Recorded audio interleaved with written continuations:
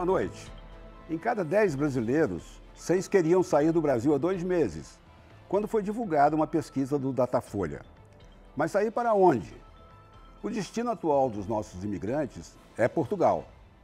Além mar, já somos mais de 85 mil residentes permanentes, mais 30 mil que obtiveram cidadania por descendência, mais outros 30 mil que estão ilegais e ainda mais centenas de ítalo-brasileiros, aqueles de dupla nacionalidade, para os quais a Itália é muito cara. Há espaço para mais.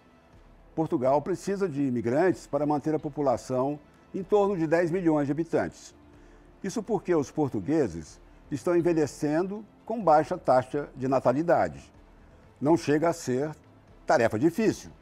Portugal tornou-se uma atração global e não só para brasileiros. Está na moda. Um português comanda as Nações Unidas, outro é o melhor jogador de futebol do mundo. Quem não conhece Antônio Damasio, o neurocientista? Ou a pianista Maria João Pires? Temos ainda Vasco da Gama, Fernando Pessoa, Saramago, Manuel de Oliveira e Amália Rodrigues, entre muitos, muitos outros. Um olhar sobre o mundo dessa noite é sobre o Brasil lusitano. Não vamos mostrar estatísticas, nem dar custos de passagem, não falaremos da papelada necessária para os vários tipos de vistos existentes e muito menos faremos um guia turístico. Todas essas informações estão a um clique da internet.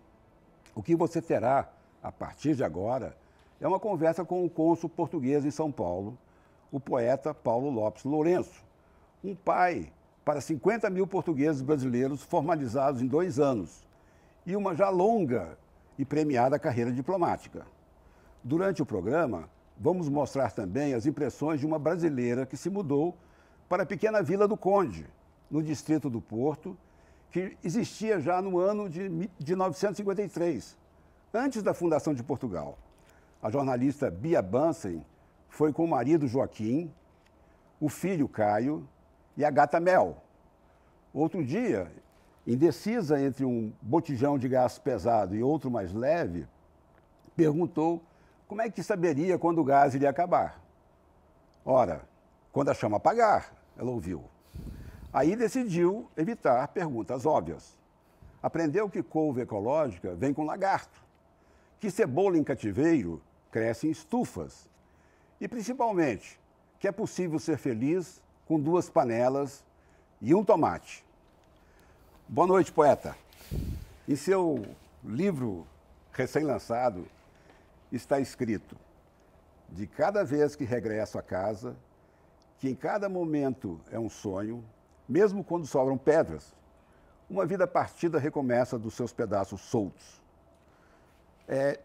Está difícil deixar o Brasil de volta a Portugal após 6 anos e meio aqui? Muito boa noite, Moisés. É um prazer estar aqui. Nós, diplomatas, somos naturalmente programados para nos prepararmos periodicamente para mudar. Mas isso não significa que os lugares por onde passamos não tenham sido importantes para nós, não tenham deixado marcas. E eu acho que no futuro, o que quer que seja que eu venha a fazer, eu vou sempre comparar com esta jornada paulista, com estes 6 anos e meio aqui em São Paulo. Muitos amigos, uma experiência pessoal e profissional muito intensa, muito gratificante, a que se juntou ainda o facto dos meus 2 filhos serem praticamente brasileiros. O meu filho chegou com 3 meses a São Paulo e a minha filha nasceu aqui no Hospital Einstein. E, portanto, de certa forma, o meu próprio conceito de família nasce, radica em São Paulo. Por isso são raízes, são marcas muito importantes que eu vou conservar para sempre. Mas também, com a frequência com que eu encontro hoje os meus amigos brasileiros e paulistanos em Lisboa, é possível que eu os vá a ver tantas vezes como os vejo agora, quando eu agora regressar a Portugal. Como a luso-brasilidade que o senhor incentivou impacta Portugal? Antes de responder, vejamos o que diz Bia Bansen, que está na Vila do Conde, a quem perguntei se um brasileiro, o jeito de ser brasileiro não incomoda os anfitriões portugueses. Vejamos o que ela diz. Aqui no Porto, Vila do Conde, tem muitos brasileiros, sim, e todos eles, todos que eu encontrei até hoje, são pessoas muito simples, são pessoas que trabalham, estão aí fazendo um grande esforço para se tornarem portugueses. Lá o pessoal do Sul, isso é verdade, já vi várias entrevistas, de pessoal que é mais arrogante, que chega e tal, mas eles acabam entrando na linha, porque o português não é muito sutil quando você não é bem educado, sabe? Ele não aceita muito bem você furar a fila, etc. Eles têm as normas deles. Tem que se acomodar, né? Sim. Eu acho que este momento que nós estamos a viver hoje entre Portugal e o Brasil é um momento muito especial. E é um momento especial porque, de certa forma, ele muda um paradigma que nós, de alguma forma, tínhamos do olhar mútuo. E muda o paradigma porque este quase casamento que nós temos de 500 anos, ele não significava que nós nos conhecíamos bem. Sempre houve movimentos migratórios de um país para o outro, até porque normalmente o Brasil e Portugal, pela natureza das suas economias, estão habitualmente em contraciclo. Normalmente quando um país está melhor, o outro está pior, do ponto de vista económico. Isso fez com que se tornassem destinos instintivos para uns e para outros, no momento de procurar novas alternativas profissionais de melhorar a sua vida. E o que está acontecendo hoje, desde há alguns anos, é de que há uma espécie de redescoberta mútua, sobretudo por parte dos brasileiros que, no fundo, tinham sobre Portugal uma série de ideias feitas e de ideias até um pouco atávicas, que, graças a esta corrente e esta curiosidade brasileira que já tem alguns anos em relação a Portugal, foi possível, de alguma forma, corrigir e retificar. E o grande agente da mudança da imagem do que Portugal é hoje, o grande agente dessa mudança é o próprio brasileiro. É o brasileiro que, pelos números cada vez maiores de turismo em Portugal, por colocar cada vez mais os seus filhos a estudar em universidades portuguesas. Hoje Portugal só é ultrapassado pelos Estados Unidos e pelo Canadá em número de estudantes no seu ensino superior, pelos brasileiros que adquirem imóveis e investem em Portugal ou que se mudaram, como esta senhora, recentemente para Portugal. Esses são os verdadeiros agentes de mudança. Nós, diplomatas, temos, claro, o nosso papel, mas esses são os grandes agentes de mudança. Isso está mudando o paradigma, porque deixou de ser simplesmente aquele conceito algo datado da terrinha, como eu aqui sempre ouço, para passar a ser esse país ancestral, cheio de tradições que os brasileiros já conheciam de alguma forma, mas que, por essas mesmas tradições, como se o efeito de um estilingue se tratasse, lhes permite, com esta nova familiaridade e esta visitação cada vez mais frequente, mais a cidadania, a dupla cidadania, permite que eles conheçam verdadeiramente o país também europeu, cosmopolita, totalmente integrado hoje no sistema internacional que é Portugal. E isso é, julgo que se pode dizer assim, sem exagero, uma verdadeira descoberta. E essa descoberta causou surpresa. E é essa surpresa que acaba por criar este efeito tão popular, digamos assim, de Portugal hoje aos olhos dos brasileiros. Mas muito está a mudar nesta relação, por incrível que pareça, apesar de ser uma relação de 5 séculos, eu acho que as coisas realmente importantes estão a acontecer agora. Agora, o cônsul, agora eu falo com o cônsul, não o poeta.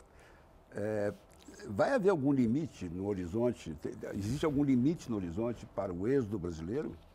Os portugueses do Brasil também estão voltando? Portugal está tão atraente?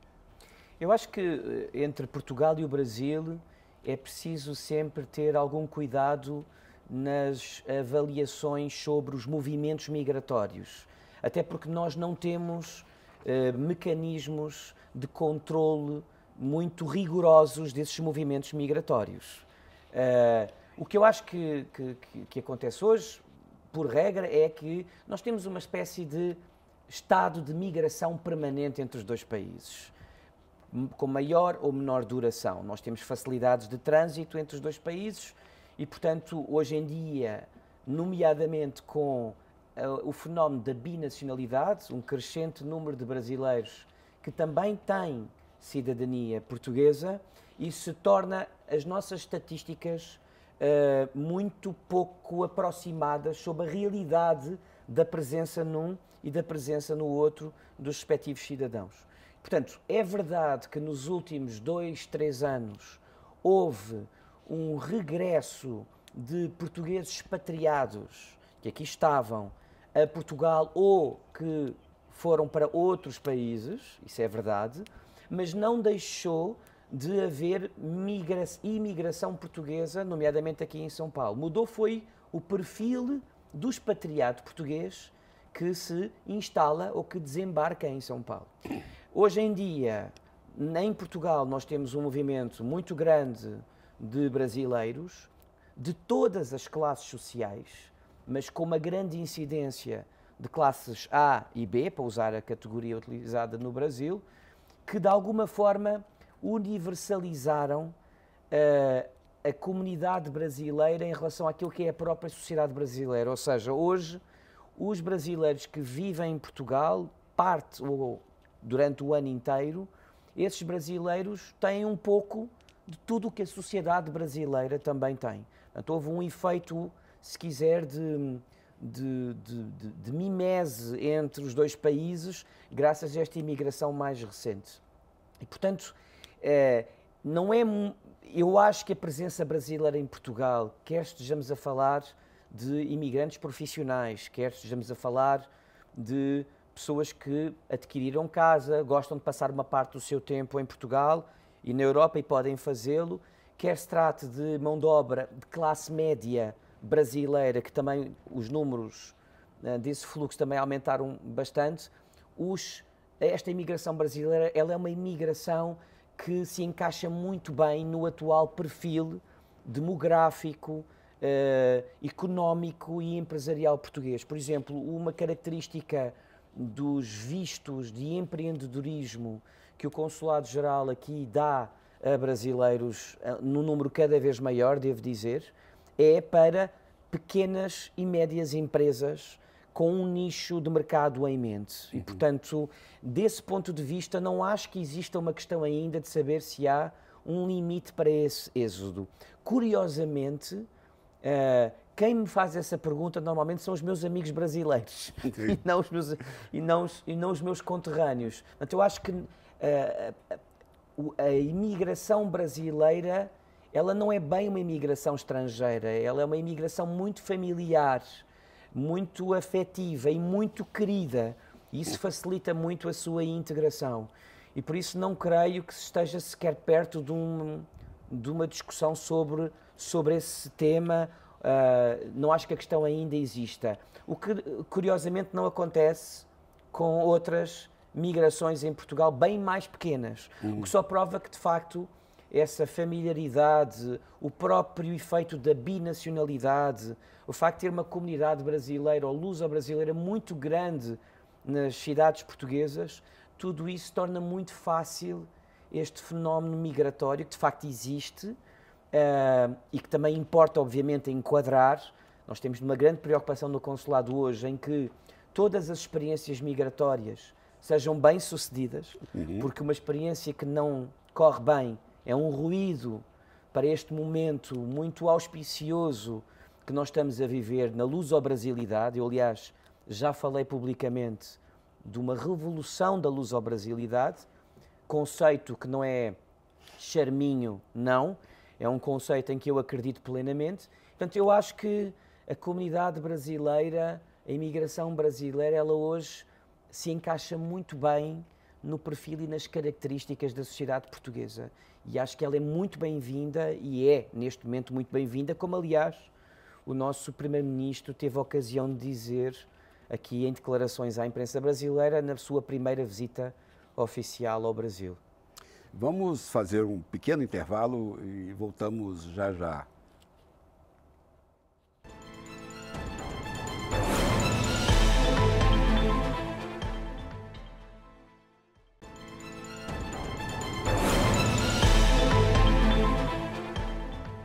Estamos de volta com um olhar sobre o mundo. Hoje estamos recebendo o cônsul português em São Paulo, o poeta Paulo Lourenço.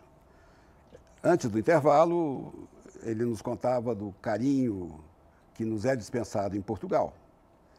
E eu queria saber, já lamentando que ele esteja partindo, para onde é que você vai?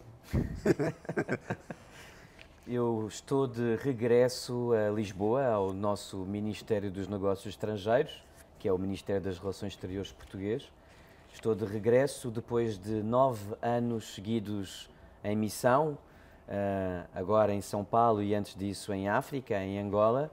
E, portanto, depois de 9 anos eu acho que vai saber bem regressar a Portugal e regressar a Lisboa com a família, que entretanto, nomeadamente os meus filhos, reaprenderá a ser português. No meu caso, os meus filhos, que são praticamente brasileiros, também estava na altura de, eu acho, deles se refamiliarizarem com o país de que fazem parte. E por isso, depois de 6 anos e meio muito intensos e muito felizes, da minha parte e da minha família aqui em São Paulo, poder voltar a Lisboa antes de seguir rumo para outra colocação diplomática, o que acabará por acontecer daqui a algum tempo, será também bom fazer esta, de alguma forma, pausa em Lisboa.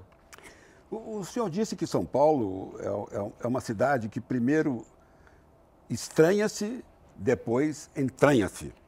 Mas a violência paulista não o vitimiza ou não o vitimizou e nem o assustou? Antes da resposta, vamos ouvir a Bia Bansen, que está feliz por se sentir segura em sua nova vida. Você não precisa ficar olhando para a tua bolsa, travar a porta do carro. Sabe assim, você tá, no começo você fica meio assustado. Esses dias uma amiga foi me cutucar nas costas e eu levei um susto. Aí eu falei, nossa, eu estou em Portugal, não preciso levar um susto, né? Então, essa tranquilidade que você sente aqui faz toda a diferença. Então, ela está em Vila do Conde, que é uma pequena cidade. Mas Portugal é toda assim, né? Eu acho que, eu imagino que a questão da segurança e da tranquilidade possa ser um fator importante também na decisão que o brasileiro hoje toma de optar por Portugal. Não acho que seja a razão principal, com toda a franqueza, pela minha experiência. Acho que é uma razão, entre várias outras, que milita a favor de Portugal como destino, uma vez mais, como eu dizia há pouco, quase que instintivo do brasileiro, onde ele se sente naturalmente confortável.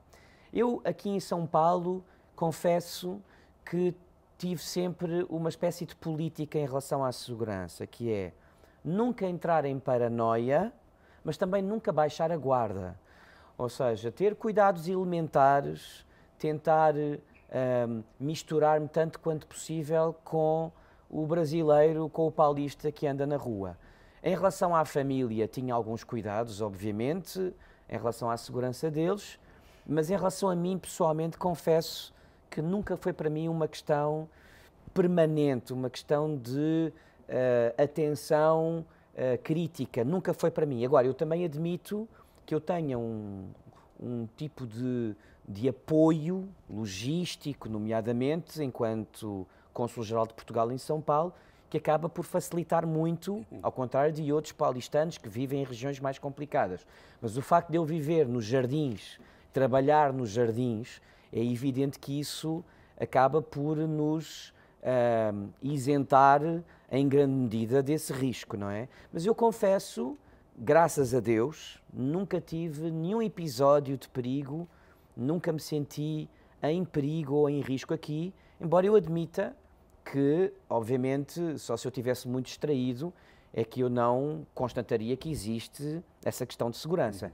Mas, dito isto, São Paulo é muito mais seguro do que a maioria das outras cidades brasileiras, sendo uma grande cidade brasileira, sendo a maior cidade brasileira. E, portanto, desse ponto de vista, eu sinto hoje uma confiança em relação, nomeadamente, à polícia militar em São Paulo, ao serviço, à autoridade policial em São Paulo, que eu obviamente não sinto quando viajo por outras cidades brasileiras. E por isso devo dizer que não é uma questão que me aflija particularmente. Bom, No ano passado, 1.336 brasileiros foram mandados de volta ao Brasil. Mas, ao mesmo tempo, 1.289.000 entraram, turistas e também residentes permanentes. Ou seja, 0,1%. Estamos contando aqueles que não passaram do aeroporto. Né? Pergunto, também há quem volte ou peça ajuda para voltar porque não arrumou o emprego ou porque se arrependeu? Está falando dos brasileiros. Dos brasileiros que... É difícil, nós não temos estatísticas fiáveis que nos possam ajudar a responder à pergunta de o que é que acontece com o brasileiro ou com a brasileira que acaba por não ficar, sendo embora essa a sua intenção inicial, acabou por não ficar em Portugal ou foi barrado no aeroporto. Por alguma razão ele voltou para o Brasil. Nós não conseguimos, porque essas estatísticas não são estatísticas nacionais e, portanto, nós não sabemos qual é o destino dessas pessoas.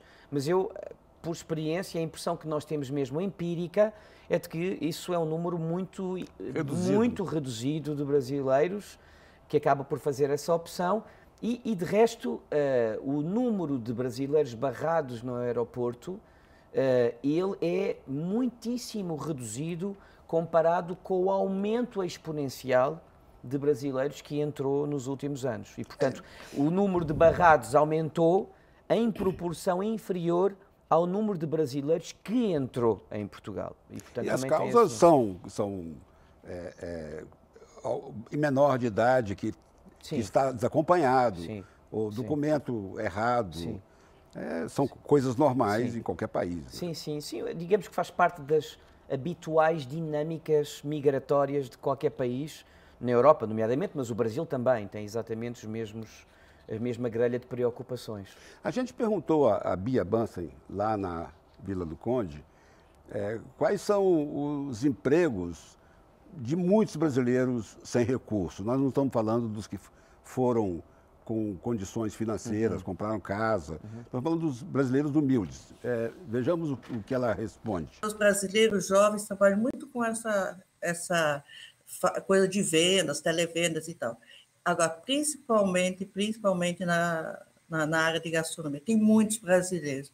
Então, tem cabeleireiro e manicure, óbvio, né? Não podia faltar. E não, aqui nós estamos justamente no distrito de Vila do Conde, mas existem bairros próximos que também têm a sua cabeleireira e a sua manicure brasileira. Elas são meio onipresentes aqui. Estão preenchendo lacunas em Portugal, né? Eu acho que hoje uma coisa muito interessante a respeito do perfil migratório do brasileiro em Portugal, concordo completamente com a Bia, porque nós temos essa experiência de vermos muitos brasileiros na restauração ou no setor de gastronomia, mas também manicures, cabeleireiros, nomeadamente. Mas onde eu vejo cada vez maior procura é em profissões mais qualificadas. Por exemplo, engenheiros. Há hoje uma necessidade muito grande de mão de obra qualificada em Portugal. A economia aqueceu e o mercado hoje pede mais profissionais qualificados.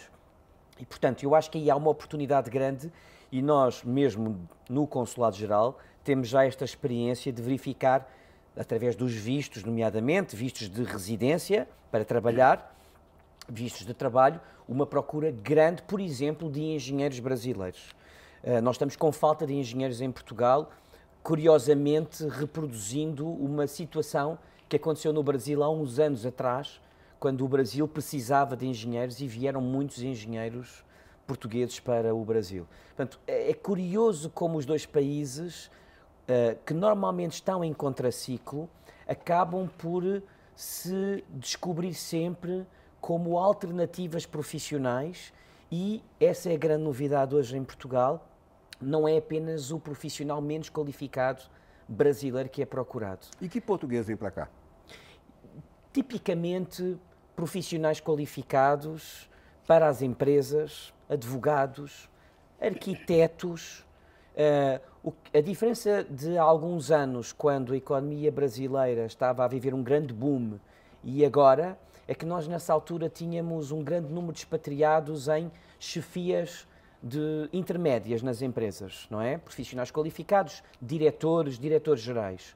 Hoje o que nós temos é sobretudo CEOs ou CFOs, ou seja, os presidentes dos conselhos de administração ou os diretores executivos da empresa ou os diretores financeiros, e depois a parte do miolo, essa parte em grande medida desapareceu. E é para essa seguir uma nova geração de bacharéis, recém-formados, que vêm para o Brasil para começarem a sua vida profissional sem saberem muito bem se vão ficar, se vão passar aqui a residir permanentemente e a trabalhar aqui numa base permanente. Cônsul e poeta, nosso olhar sobre o mundo termina aqui. Quero agradecer a Bia Bança em Portugal e você aqui com a gente no estúdio e a todos que nos acompanharam em casa. Boa noite. Boa noite.